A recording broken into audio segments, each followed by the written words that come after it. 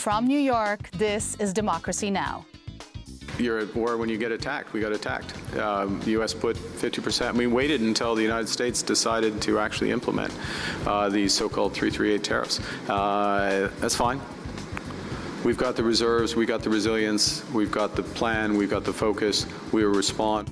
The U.S.-Canada trade war is deepening after talks collapsed Friday. The U.S. has imposed 50% tariffs on Canada, which responded with retaliatory tariffs. We will speak with Avi Lewis, the leader of the New Democratic Party in Canada, and Lori Wallach of the American Economic Liberties Project. Then we go to Florida to speak with Angie Nixon on her upset win in Florida's Democratic Senate primary. In November, we are going to show again what happens when every day people come together around a shared vision. And we will go to California, where Aisha Wahab has won a special election for a seat in the House, even though AIPAC spent millions to defeat her. She's set to become the first Afghan American in Congress. All that and more coming up. Welcome to Democracy Now!, democracynow.org, the War and Peace Report. I'm Anjali Kamath. Amy Goodman will be back later this week. Iran's leaders have threatened to halt all oil exports from the Persian Gulf and to treat any nation's support for U.S. sanctions against Iran as an act of war. The threat came ahead of today's announcement by Treasury Secretary Scott Bessent of what the Trump administration is calling an economic D-Day, aimed at completely severing Iran's remaining financial lifelines. This is Iranian Foreign Minister Abbas Araghchi.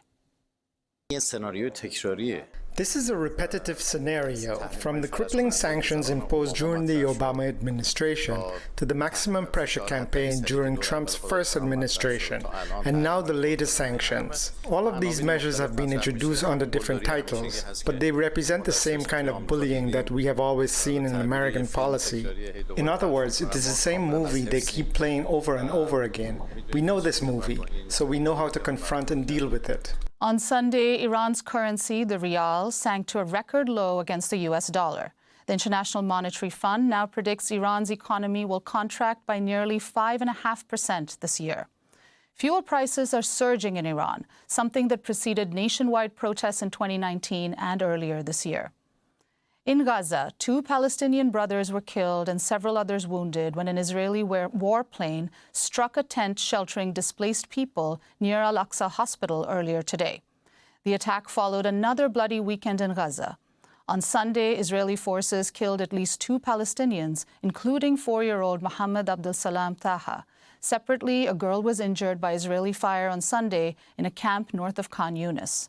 According to Palestinian officials, Israel has violated the U.S.-brokered so-called ceasefire agreement nearly 4,400 times since it took effect in October.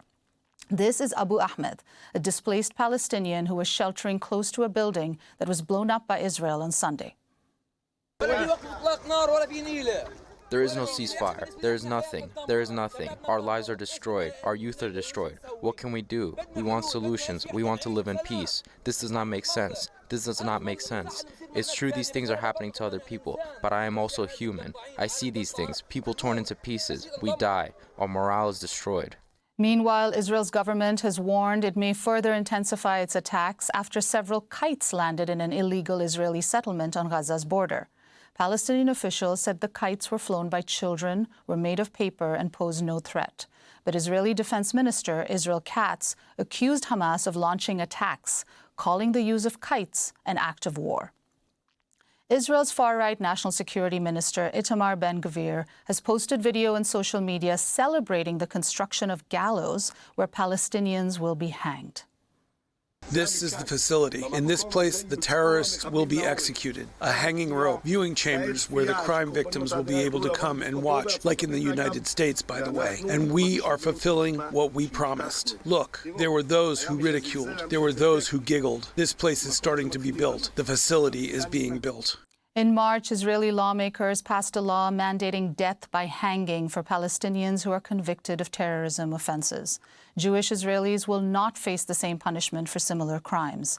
In 2008, Ben-Gvir himself was convicted by a court in Jerusalem of incitement to racism and supporting a terrorist organization. Diplomats from Syria and Israel held U.S.-brokered talks in Jordan on Sunday aimed at easing tensions following repeated Israeli attacks, including airstrikes on a major Syrian Air Force airbase. They were the first talks between the two countries in several months, coming after Israel on Saturday struck a civilian vehicle on the outskirts of Damascus. Israel said it had targeted a, quote, terrorist in the deadly drone strike, which left several bystanders wounded. This comes as Israel continues to occupy Syria's Golan Heights, which it seized in the 1967 war, as well as more territory in southwest Syria it seized after the fall of Bashar al-Assad. In Canada, Prime Minister Mark Carney has announced retaliatory tariffs on U.S. imports after talks collapsed without a deal on Friday. On Saturday, the U.S. slapped 50% tariffs on around $20 billion worth of imports from Canada. In response, Carney announced tariffs on $20 billion of U.S. products beginning on September 8th. Carney spoke to reporters on Saturday. Why does it feel like today Mark Carney is going to war? Trade war. The tone. Because we were attacked. You're at war when you get attacked. We got attacked. The U.S. put 50%. We waited until the United States decided to actually implement these so-called 338 tariffs. That's fine. We'll have more on the U.S.-Canada trade war after headlines when we'll speak with Avi Lewis, the leader of the New Democratic Party in Canada, and Lori Wallach of the American Economic Liberties Project. In New York, a federal judge has struck down a Trump administration ban on issuing visas to immigrants from 75 countries. When the policy was enacted in January, the State Department claimed, without evidence, that people from those nations are likely to receive public benefits after arriving in the U.S. Among the countries targeted were Afghanistan, Brazil, the Democratic Republic of Congo, Iran, Iraq, Nigeria, Somalia, Sudan, and Yemen. In her ruling, U.S. District Judge Jeanette Vargas said Trump's measure was, quote, patently unlawful and violated federal immigration law by discriminating on the basis of nationality. In Texas, calls are mounting to shut down the South Texas Family Residential Center in Dilley, where it's estimated more than 100 children are being detained by ICE. This comes after a 5-year-old boy, identified as Liam Tadeo, and his father were taken by ICE on their way to a child's soccer game in Austin last week. Journalist Lydia Terrazas of Univision posted a video on social media showing Liam crying and his father handcuffed as they're escorted into a vehicle. The arrest happened just days before Liam was set to start kindergarten. This is Texas Democratic Congressmember Greg Casar. ICE just arrested a 5-year-old boy on his way to a soccer game in my home city of Austin, Texas. His name, just like the name of the little boy from Minnesota, is Liam. And Liam should be starting kindergarten this week. But instead, he's sitting in a trailer prison right now in Dilley, Texas. Texas Democratic Congressmember Joaquin Castro said ICE denied his request to visit Liam and his father at the ICE camp. Castro said afterwards, quote, his detention is another devastating example of why Dilley must be shut down and why our government must end the detention of children and families. I have seen firsthand the conditions that children and families are being subjected to at Dilley, and no child should be held there. Dilley is run by the for-profit prison company CoreCivic. More than 160 people have been deported to Haiti as the Trump administration begins to round up immigrants following the end of TPS, temporary protected status. It was the first deportation flight to Haiti after the Supreme Court greenlit the Trump administration's termination of TPS for an estimated 350,000 Haitians. The plane landed in the northern Haitian city of Cap-Haitien Thursday. The country's main international airport in Port-au-Prince has been deemed too dangerous due to gang violence and growing political instability. Many of those deported last week were TPS holders and had been living and working in the U.S. since 2010. In related news, a U.S. Navy sailor who is on his 9th month of deployment aboard the USS Abraham Lincoln said his father has been detained by ICE. Joshua Aviles said he'd received a call this weekend notifying him of his father's arrest. Luis Manuel Aviles was taken into custody during a traffic stop in Key West, Florida. His wife said he's a handyman with a valid U.S. work permit. Aviles is originally from Nicaragua and has lived in the U.S. for nearly 20 years. His son Joshua said on social media, quote, "This is heartbreaking for me. I don't know how I can mentally continue working 12-plus hour days, knowing that my dad is somewhere, possibly being treated like a criminal. My dad's only crime was coming to this country to give my siblings and me a better life."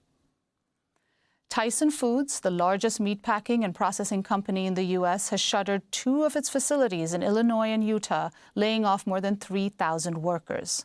The company said in a release earlier this month that it'd be closing its Jocelyn, Illinois and Eagle Mountain, Utah facilities, claiming, quote, "one of the most historic cattle shortages the country has ever experienced," as the reason for the move. About 2,500 Tyson employees were impacted in Illinois alone due to the sudden closure of the plant. Workers and supporters held a rally in Jocelyn Friday in protest of the mass layoffs. They're demanding the facility be reopened, as well as 6 months of full compensation and benefits for workers who've been left jobless. This comes as Tyson Foods CEO and President Donnie King made over $34 million in 2025, according to the Securities and Exchange Commission. In northwest Indiana, thousands of homes remain without power nearly 2 weeks after high winds and torrential rain knocked down trees and power lines, leaving behind flooded basements and roads. More than 1/3 homes and businesses were affected by the storm. This is Desmond Pompey, a resident of hard-hit Gary, Indiana, where over 1 in 3 residents lived in poverty even before the disaster. And these are all the things that people take for granted. The basic things as far as like power, taking a shower, flushing your toilet, anything of that nature like that. So we really under siege, and I hope they just take care of the situation. And a private arbitrator has ordered the Washington Post to rehire the opinion columnist Karen Attiah with back pay. Attiah was fired last fall over comments she made about the death of conservative activist Charlie Kirk. Her termination came as the Washington Post laid off more than 300 journalists, dismantling its sports, local news, and international coverage, all under the ownership of billionaire Amazon founder Jeff Bezos. That followed Amazon's $1 million donation to President Trump's inaugural fund. Karen Attiah spoke to Democracy Now! In February.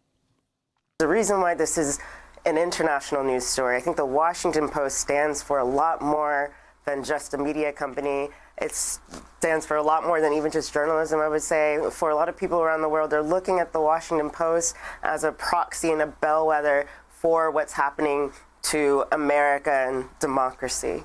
And those are some of the headlines. This is Democracy Now!, democracynow.org, The War and Peace Report. I'm Anjali Kamath. Amy Goodman will be back later this week.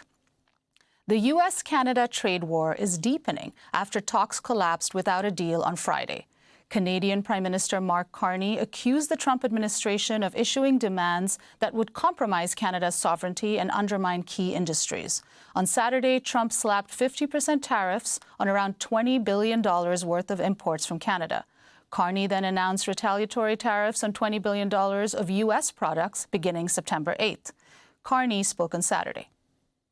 We've been under no illusions. We recognized from the start that America has changed. Early last year in this room, I observed that the decades-long process of steadily increasing integration between our economies was over. Our government understood before many that America would transform all of its commercial relationships, that it would put a series of tariffs on its closest allies and use economic integration as a weapon. We recognize that sometimes its signature was written in pencil. The gap between partnership and competitor, unfortunately, has remained too wide in recent days. So last evening, I instructed our negotiators to return to Ottawa. We cannot accept what they've offered, and we will not give what they've asked. Canadian Prime Minister Mark Carney took questions from reporters after his address. Why does it feel like today Mark Carney is going to war? Trade war. The tone. Because we were attacked. Like, you're at war when you get attacked. We got attacked. The U.S. put 50%. We waited until the United States decided to actually implement these so-called 338 tariffs. That's fine. President Trump responded online, writing, quote, "Canada wants the benefits of being a state without being one. They've also charged our great farmers for many years massive amounts of tariffs. No more," end quote. U.S. Transportation Secretary Sean Duffy appeared Sunday on Fox News. We're great trading partners, right? But Canada gets the benefit of trading with the U.S. way more than the U.S. gets the benefit of trading with Canada. It's a country that doesn't have a military. We want fairness for the American worker. And some of our best friends are the worst offenders that treat us the worst. And the fact that we provide their security for them and they take advantage of us, I think President Trump was the first one to go, you know what, that's not the kind of relationship that friends should have. And so the president's calling them out. I think you're going to see Mark Carney come to the table very, very quickly because it's going to be devastating for his country. On Sunday, the editorial page of the Wall Street Journal ran an editorial headlined, "The Dumbest Trade War Revisited. Trump's decision to escalate a tariff brawl with Canada makes no economic or political sense." The tariffs come just 10 weeks before the midterms. Economists predict battleground states, including Maine, Michigan, Ohio, and Alaska, could face disproportionate economic pain from the tariffs. For more on this, we're joined now by two guests. Lori Wallach is director of the Rethink Trade program at the American Economic Liberties Project and founder and former director of Public Citizens Global Trade Watch. Her recent piece for Foreign Affairs is headlined, "The Right Way to Balance Trade, What Comes After the Neoliberal Order." She's joining us in Wisconsin. And in Toronto is Avi Lewis, the leader of Canada's New Democratic Party, the NDP. He's also a longtime Canadian journalist, documentary filmmaker, and activist. We welcome you both to Democracy Now! Avi Lewis, let's begin with you. Talk about what these talks were supposed to be about and why they broke down. Well, good morning, Anjali. Hello, Lori. It's great to be back on Democracy Now! This has followed a sickeningly familiar pattern with Trump threatening and setting a deadline for devastating. I think the Wall Street Journal, rarely agree with the Wall Street Journal, but this is incredibly dumb. It's also incredibly damaging and dangerous. It's going to hurt Canadian workers. It's going to hurt American workers. It's completely unnecessary. And at the last minute, after negotiations are going on, under the threat of these massive tariffs, suddenly Howard Lutnick arrives with a whole set of new demands at the 11th hour. This is the pattern, and we've seen it over and over again. In this case, Prime Minister Carney read the room correctly. Canadians are sick of this. We're already under punishing tariffs in many of our most important industrial sectors, from automaking to forestry to steel and others. And we simply are not in the mood to grant more concessions. And so the Prime Minister walked away from the table. But the truth is, and the wider context of this is, that unfortunately Canada has already made a whole bunch of unilateral concessions. And so we're in a weakened position just in the context of the short-term trade deal. The Prime Minister gave up the digital services tax without anything to compensate it. That's a modest for big tech. That's a modest tax of about $7 billion a year. It was the only real solid tax we had on the big tech billionaire. I guess we have to say trillionaire class behind Trump. And that was at the beginning of this process, something like a year ago.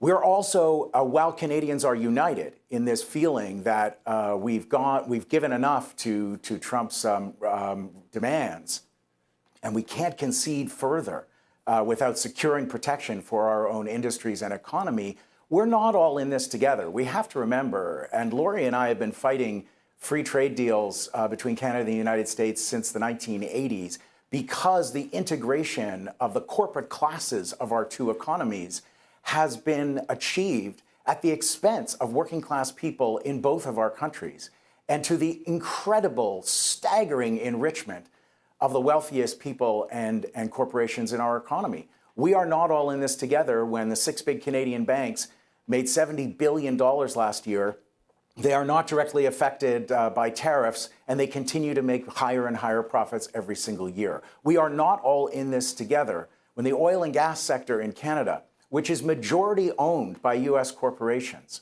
is on track to make up to $150 billion in wartime profits this year alone because of the immoral, senseless, illegal attack on Iran by the United States and Israel. $150 billion in profits for this industry.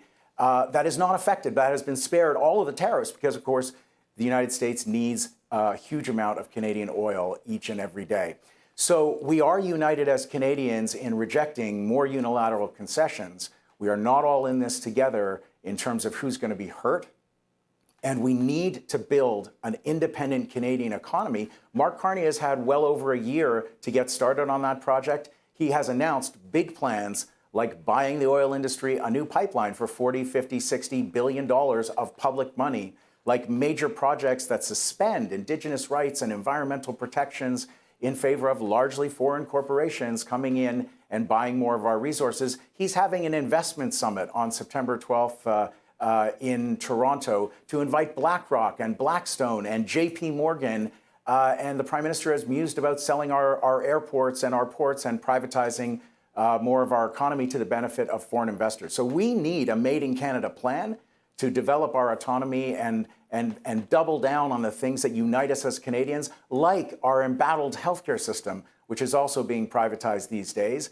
But we're not on track to do that. This is a fork in the road moment for Canada, and we have a completely different progressive vision to offer Canadians that would help Canadian workers, defend Canadian workers in this crisis, and also get back to work building a truly independent Canadian economy that would benefit American workers as well. As we'll see in this next period, everybody is going to be hurt by this.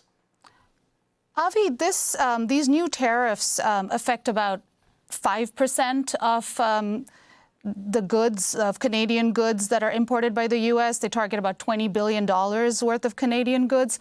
Who is actually hurt by these tariffs? Who are the workers? What are the industries in Canada that would be hurt by these tariffs? Yeah, I mean, this is we already have tariffs on the automobile sector of 25%. A major integrated sector between Canada, the U.S., and Mexico. And this deal was only to achieve a lowering of 25% to 15% on auto tariffs. That makes the auto industry in Canada uncompetitive, which is why Lana Payne, the head of Unifor, the largest private sector union in Canada, said months and months ago that no deal is better than a bad deal. But this is an extension beyond steel and forestry and auto to tariff a lot of consumer goods. Everything from furniture makers to apparel to rubber and plastic products. This would bite deeper into the Canadian economy, across the economy. A lot of smaller and medium-sized businesses in every region of the country.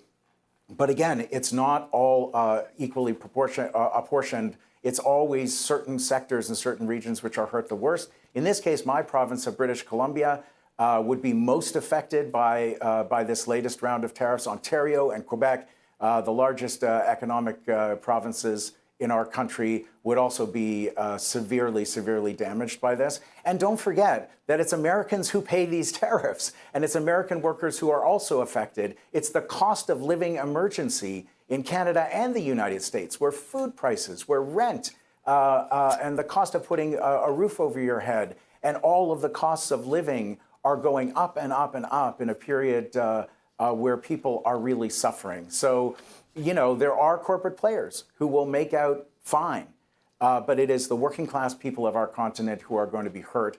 This may not be the huge proportion of Canadian exports to the United States in one of the biggest trading relationships on planet Earth between our two countries, but this is a deepening of an attack on Canada and on the American working class, which has been going on since Trump was elected for the second time. And here in Canada, we need to do something big about it. We've got plenty of fantastic proposals about how we could actually protect ourselves. In the short term, we have an unemployment insurance program in Canada that only covers 1 out of 3 workers that pay into it, and it only gives you a little more than half of your previous wage or salary when you get laid off. It's hard to qualify for. It takes too long to kick in. We need immediate reforms to our employment insurance system to cover people with more support faster and to cover way more workers in our economy. Those are sort of the short-term things. We need emergency assistance for the sectors that are worst hit by this. Again, manufacturing, wood products, apparel and furniture and others. But we also need a bigger plan to actually Trump-proof the Canadian economy. We could do things when we are making major investments of public dollars in oil pipelines. We could use that money instead to build an east-west electricity grid. double down on renewable energy, which is energy independence forever, because the inputs for renewable energy are always free, unlike oil and gas and coal. We could build an east-west electricity grid to trade renewable energy across our country with battery storage and the cheapest installed energy, solar and wind, on planet Earth today. The world is moving away from fossil fuels in this period, and Canada is being left behind because we continue under the Mark Carney government to tie our fate to massive military expenditures, massive fossil fuel investments, and all in on AI, which, despite the Prime Minister's excellent words about Canadian independence from the United States, mirror the Trump agenda. And unfortunately, under the surface, we're seeing an expansion of decades of integration of the corporate class between Canada and the United States. That is not a plan to make anybody safe. I want to bring Lori Wallach into the conversation, director of the Rethink Trade program at the American Economic Liberties Project and founder and former director of Public Citizens Global Trade Watch. Lori, building off of what Avi was talking about in terms of U.S. consumers who are hurting, I just wanted to read a couple quotes from politicians from border states. Here we've got Minnesota Senator Amy Klobuchar saying on X, Canada is Minnesota's #1 trading partner. Minnesotans are paying for Trump's chaos. Republican Senator of Maine, Susan Collins, said the new tariffs would, quote, increase costs for Maine families as most businesses will have no choice but to pass on the tariffs to their customers through higher prices. Your response to what's happened with the collapse of the trade talks? So it is the case that this situation is again, I don't typically agree with the Wall Street Journal, but perhaps the most stupid trade fight in history. In that, yes, if you are a purchaser in the US of some of these goods, for instance, hockey sticks, but not pucks, I mean, go figure, you will see higher prices. But let's step back at the whole situation. And Avi's exactly right. You have at this moment this fight between two visions, neither of which are good for working people or for the environment. There is a way to do trade that benefits the majority of people, small businesses, farmers. And in Trump, you have an oligarch-first trade policy.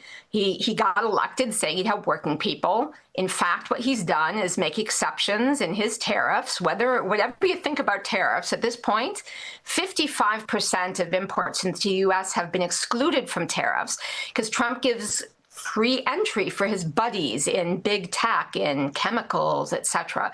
So we have a situation where between the disruption of supply chains like the U.S. and Canada, which have been not under the right rules, but united in a way that literally it's disruptive to U.S. manufacturing when there's disruption in Canadian manufacturing. You have a situation where the U.S. now is down 75,000 manufacturing jobs since Trump came back to office. We have 30% decrease right now in factory construction since Trump came back the second time because this the tariff chaos and malpractice is so severe. But the problem is in Mark Carney, there is sort of the high priest of neoliberalism, a guy who has been going around the world trying to sell the Trans-Pacific Partnership, NAFTA on steroids, extra goodies for big tech and for big pharma, ways to attack Canada's wonderful pharmaceutical pricing system that don't even exist in the old NAFTA as the replacement for the World Trade Organization, as if that's not bad enough. And there is something that is neither Trump's oligarchic trade grift nor the neoliberalism that Carney has in mind that actually could harness the benefits of trade, but neither of these guys is thinking about that. Rather, they're having this kind of personal fight, and it's political. So Trump can't bear the thought someone is standing up to him and not just steamrolling him. Folks in Canada are getting tariffed because they had the temerity to stand up and put tariffs in retaliation to Trump unilaterally tariffing them. That is the basis for these tariffs. And the notion that politically, the U.S., Canada, and Mexico right now have the only duty-free trade at all under Trump too. Canada and Mexico still have majority duty-free access. Underlying all of this is, will we renegotiate in a way that works for people on the planet the NAFTA replacement, the U.S.-Mexico-Canada agreement? And there, I think, are people with a good vision, Avi, for instance, in the U.S., many Democrats in Congress, of how you could fix that agreement and have a lift-up agreement. But instead, with this fight, we're just heading in the worst direction possible. And Lori, how have Trump's economic policies vis-a-vis Canada differed from those, say, with China? And this especially at a time where we're coming up on what the Trump administration is calling economic D-Day, threatening to sanction any country trading with Iran? So this is part of the lunacy of the situation. The United States not only has many decades of putting the economies together, as Avi said, not on behalf of working people, but for instance, the aerospace industry, literally, if you hit tariffs on metal products that are part of the aerospace industry, which is happening, you hurt jobs in the U.S. Instead of thinking about how do we make this smoother, and the U.S. and Canada have relatively balanced trade. If you take the crude oil sent to the U.S. to be processed and employ U.S. workers out of the formula, the U.S. and Canada have balanced trade. And then tariffs go to 50% in some products, or higher, lower, but targeting Canada is the big problem when it's not. Rather, it's a partner and has balanced trade. Versus in China, China is the source of a ginormous trade deficit with the U.S., but not exclusively with the world. And it's because of particular policies that Canada is not implementing that China uses regularly, often called beggar thy neighbor, where you take policies suppressing wages, no independent unions, or no safety net, social safety net. So you basically suppress consumption. People save a ton because they're responsible for everything on their own. They have no support from the government. Or you subsidize at enormous rates. All of those interventions mean China is exporting an enormous amount. It's not just hitting the U.S. At this point, countries that were the emerging trade countries, countries like Mexico, like India, like Brazil, are going into trade deficits and are being deindustrialized because of this behavior in China. Trump has cut the tariffs. He feels some friendship with the authoritarian leader of China. And so he and Premier Xi have had many a happy meeting where they cut tariffs with China, the cause of the trade deficit. And here we have 50% tariffs on Canada. It is, I would say, something that is more like middle school or childhood playground battles between Carney and Trump as compared to anything that makes economic sense or geopolitical sense. Before we end, Avi Lewis, I want to go back to you, and I wanted to ask you about this other news from Canada. The Montreal City Council is set to debate a controversial motion calling on the city to suspend institutional ties with the Israeli government. Your response to this? Well, I think I've been knocking doors in a series of by-elections that the Prime Minister has called in Toronto, in Montreal, in Vancouver.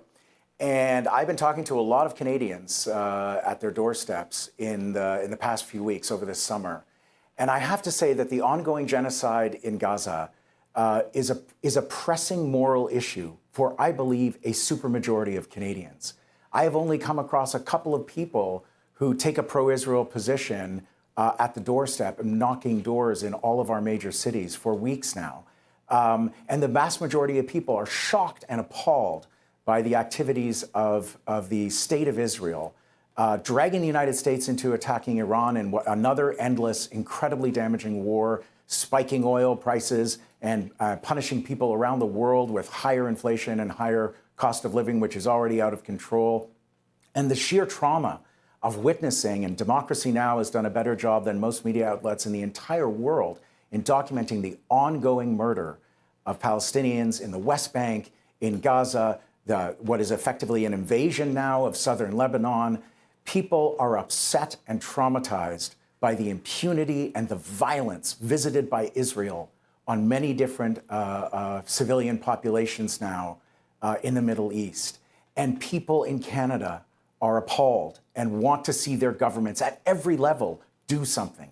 We've seen a big battle in Canada, as you have in the United States, where the pro-Israel forces like AIPAC or CIJA here in Canada, there's the parallel pro-Israel lobby group, are on the defensive now. They still capture most of the political class and the mainstream media, but among the majority of people, we want to see our government step up and take a clear moral position against apartheid, against genocide, and against the killing of civilians. And you see these debates breaking out at the city council level, in educational institutions, and at the national level in Canada. And the tide has turned definitively, and Canadians want to see their governments and their elected officials stand up on the right side of history. It's an ongoing battle, and the forces against us, the conventional narratives are still very much in place in the political class and in the corridors of power. But the people of Canada know which side is in the light and which side is in the horror of these massive crimes against humanity. And I think the Montreal City Council debate is one of many that you're going to continue to see. It is not going to stop because Canadians are outraged by this impunity. Avi Lewis, thank you so much, leader of Canada's New Democratic Party. Thank you also to Lori Wallach, director of the Rethink Trade program at the American Economic Liberties Project. Coming up, we go to Florida to speak with Angie Nixon on her upset win in Florida's Democratic Senate primary. Afanosa, intrépida, costosa, que quiero lo bueno para mí. No sé lo que siento contigo, pero todo lo quiero contigo y todo lo puedo. No sé qué será sin eso que tienes tú.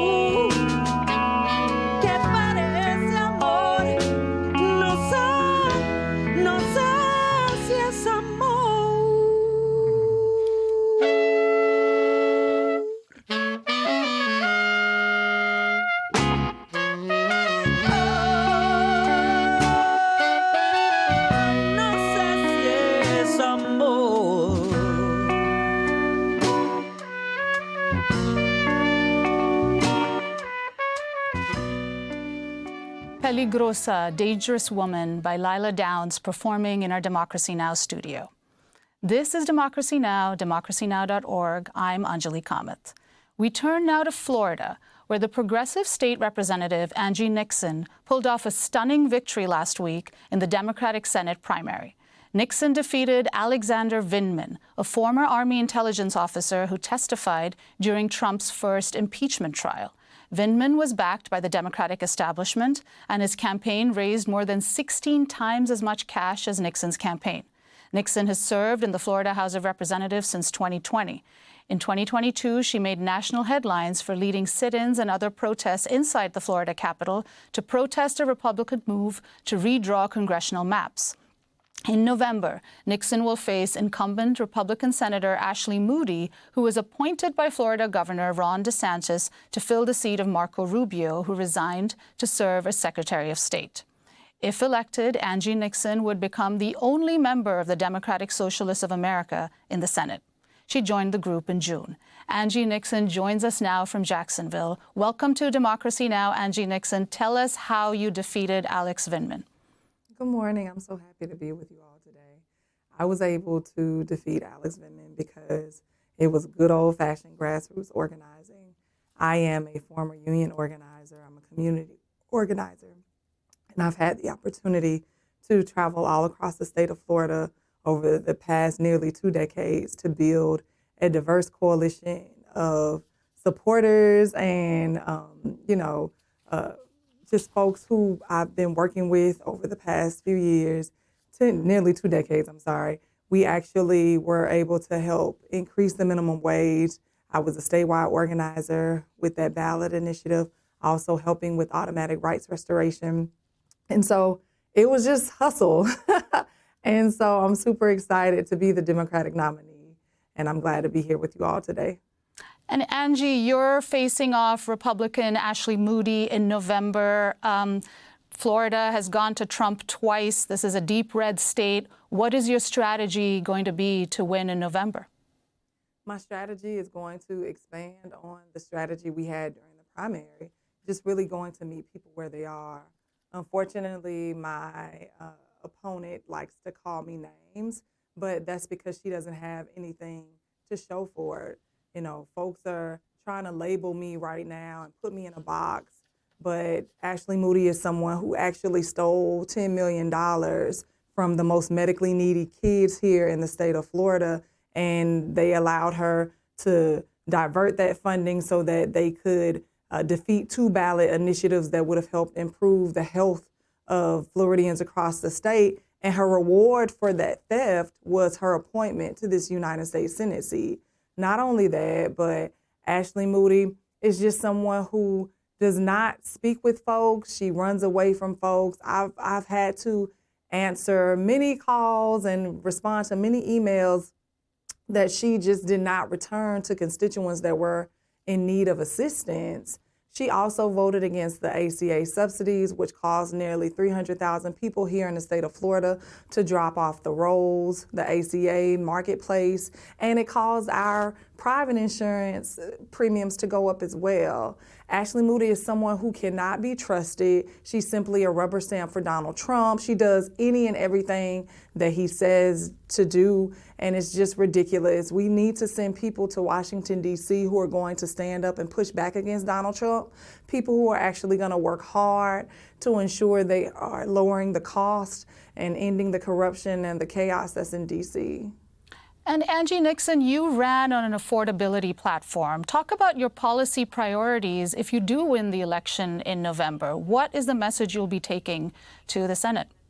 So when I win, because I like to speak things into existence, on day one, I'm going to file legislation to re-extend the ACA subsidies. Folks are going bankrupt simply because they are trying to stay alive. Medical debt is the leading cause of bankruptcy, and that's absolutely absurd. And then we're going to also push hardcore for universal health care. A recent Yale study came out that showed that the government would save $1 trillion if we pass universal health care. Also, it's going to be really important for us to address this housing issue. Right now here in the state of Florida, people who rent, they're paying over 18% the national average. People who have property insurance and they are homeowners, they're paying 300 times more than folks in other states. And that just totally has to change. The reason they're paying all this money is because Ashley Moody took a lot of money from insurance companies. She didn't rein them in when she was the Attorney General. And so they just, they help her out by contributing to her campaign coffers. And so I'm happy to let folks know that the only people that I'm beholden to are hardworking, everyday folks. I am someone who prides myself on being unbought and unbossed. Also, I am a mother of 5. Me and my husband have a blended family. I was a single mom for 12 years, and I understand how tough it is as it relates to childcare, right? I have a 5-year-old right now, and some parents are paying $800 to $2,400 a month simply to try to send their children to a childcare facility.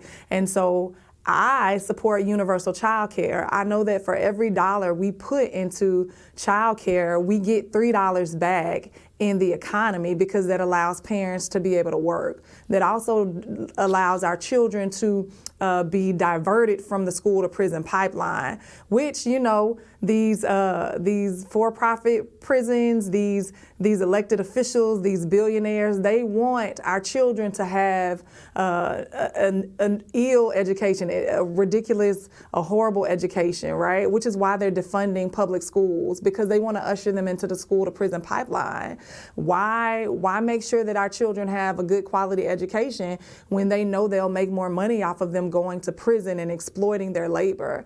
And so these are some of the things that I'm really pushing for and want to see accomplished when I become the next United States Senator. I know there's a rumor going around saying that I want to abolish prisons. I don't. I want to abolish for-profit prisons. There's also a rumor going around saying that I want to defund the police. I don't want to defund the police. I want to defund flock cameras so that bad cops don't have the ability to stalk their ex-girlfriends or their ex-boyfriends. I want to make sure that we have a justice system that works for everyone, not just for the billionaires and co-conspirators of Jeffrey Epstein, who actually are treated more fairly than a single mom who got caught stealing formula to make sure that her child had food. And so these are things that need to really be worked on. We need to make sure that hardworking, everyday people get to shape what their communities look like and what their economies look like. And that's my mantra, that's my motto, and that's what I'm fighting for each and every day. Angie Nixon, in May, you took part at a sit-in in Governor Ron DeSantis' office in protest of the redistricting bill, where you were arrested and now face a jury trial on trespassing charges in September. Talk about redistricting and how that affects the elections in November. I mean, Donald Trump basically went to a lot of Republican governors and asked them to rig elections for him in the form of redrawing maps.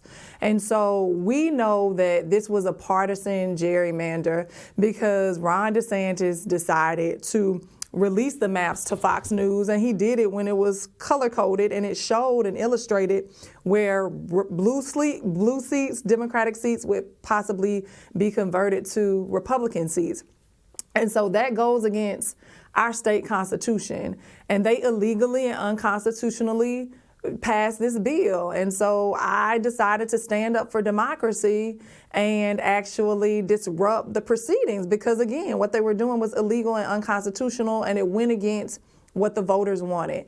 I know that the people should decide who their representatives are, right? The politicians should not be able to choose who their voters are. And what we're witnessing right now in conjunction with the gutting of the Voting Rights Act is Republican lawmakers in D.C. And all over these state legislatures, they are trying to return us back to the worst chapters of our history. And that is simply because they don't want us to have a say. They want the status quo. And I'm telling and making an appeal to everyone, right? Like right now, these politicians are working less and less and less. And meanwhile, they're getting richer. We are working harder than ever. And many of us are still struggling to stay afloat. They want us feeling hopeless. They want us to feel as though nothing can change, as though voting won't matter. But they're spending billions and billions of dollars, right, to suppress our right to vote. They're changing laws, making it harder for marginalized communities, for working families to go out and vote.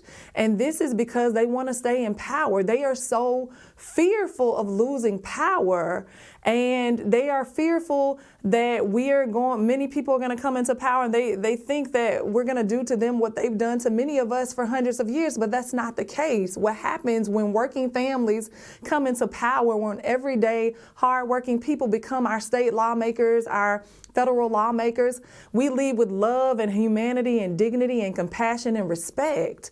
We want to make sure that no one experiences what we experienced as marginalized people. Again, I was a single mom, and I keep going back to this. I was a single mom for 12 years. I know what it's like to struggle. I don't want anyone to have to struggle the way in which I did, right? I know what happens. I am also proof positive of what happens when government does it right. I was a recipient of a workshop, a program in which I was able to gain down payment assistance because money trickled down from the feds, that trickled down to the state, that trickled down to the local government, that allowed me, a woman who had graduated from the University of Florida, that was working for the state but only making $28,000. They helped me pay my down payment. They helped me with down payment assistance as well as closing costs, right? And when I refinanced my home, I paid that back. But these are programs that Donald Trump cut under the big BS bill, programs that Ashley Moody does not want. And that's because they just want their campaign donors and their billionaire friends and family and themselves to get richer. I am ready for hardworking, everyday people to get bailed out. I'm ready for small business owners to get bailed out. We have to focus our efforts on lowering their costs and not these costs of these big corporations. Over 88 companies last year made over $105 billion. They paid absolutely nothing in federal taxes. Meanwhile, I had a woman tell me she made $55,000 last year and she's on a payment plan with the IRS. Our system is broken, and I want to go to Washington, D.C. to help fix it. Angie Nixon, final question. You joined the DSA recently in June. What is your relationship to the organization? If you win in November, you'd be the first DSA member in the Senate. So you are exactly right. I just recently joined the DSA. I also just recently joined the Working Families Party. And my relationship is one that I just joined them because I saw that they were one of the organizations that was working the hardest to help ensure that people have universal health care. I'm talking to too many people who have loved ones that have died because they were underinsured or they didn't have any insurance. And so I am not an active member of DSA. I just paid a little bit of dues because as I paid dues with the Working Families Party, because I appreciate certain parts of their platform. Do I agree with all of it? No, I don't. And I don't agree with everything in the Democratic Party as well. And so I want folks to know they don't have to worry about me pushing some type of authoritarianism or any type of dictatorship. As a matter of fact, I have made it my life's mission to push back on any type of authoritarian and dictatorship, which is why I am so adamant about fighting back against Donald Trump and heading to D.C. I want folks to know I am someone accessible, ethical, someone that they can trust. I'm willing to have conversations about any questions folks may have of me and my ideology. But if they look at my track record, they know that I always put people first, hardworking, everyday people first. And that is what I'm going to do when I become their next United States Senator. Thank you so much, State Representative Angie Nixon. You're the Democratic Senate nominee for the state of Florida. Thank you for joining us. Thank you. Coming up, we'll go to California, where Aisha Wahab has won a special election for a seat in the House, even though AIPAC spent millions to defeat her. She's set to become the first Afghan-American in Congress. Stay with us. For which we once stood, I would stand for you. Would you stand for me? Everybody deserves to be free. I would lend a hand to you. Would you lend a hand to me? Everybody deserves to be free. It's close tonight, so I leave the candle burning to light your way home. Won't give up the fight. The story isn't over. I won't let you walk all alone. I will stand for you. Would you stand for me? Everybody Deserves to Be Free by the Resistance Revival Chorus. In California, progressive Democratic State Senator Aisha Wahab has made history by winning a special election to fill the congressional seat vacated by disgraced Representative Eric Swalwell, who resigned amid sexual misconduct claims. Wahab becomes the first Afghan-American elected to Congress representing eastern parts of the San Francisco Bay Area. In 2018, she also became the first Afghan-American elected to public office in the United States. During Wahab's congressional campaign, groups affiliated with AIPAC, the American Israel Public Affairs Committee, spent over $6 million to support her rival, Melissa Hernandez. Aisha Wahab joins us now. Welcome to Democracy Now! Aisha, you won the primary pretty easily earlier this year, and during this special election, between then and the special election, groups affiliated with AIPAC spent over $6 million to defeat you. Talk about the significance of this victory and how you did it. Well, I just want to appreciate my team and the district for really seeing through it.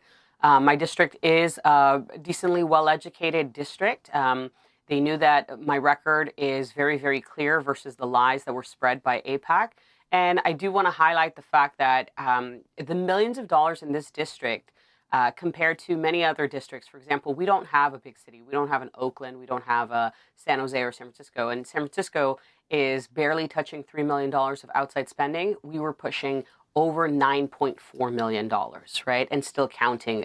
We'll see the final numbers. But it did significant damage when there's, in a single month, nearly $6+ million being spread lies. And I'm very happy that the Chronicle actually stated that a lot of the ads were misleading and were lies.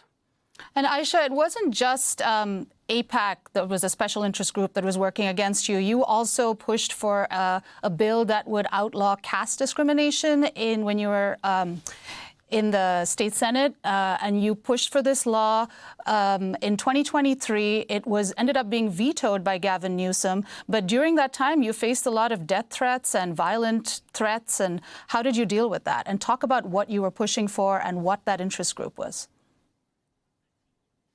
Yeah, so there was a bill that I pushed called to ban caste discrimination, which is practiced in some cultures where you could never educate yourself enough to get out of the caste, right? It's literally a 3,000-year-old slavery model that still exists today. And there were a lot of people that were opposed to it. They will never say why they were completely opposed to it. They pretend that caste does not exist. But the fact that we had the Senate have to pay for a bulletproof vest for me because of the amount of death threats that I received, rape threats, just a lot of weird things. It was important for me to carry the bill all the way through because it was the right thing to do. It basically said that in California, let alone in the United States, discrimination of any kind is bad.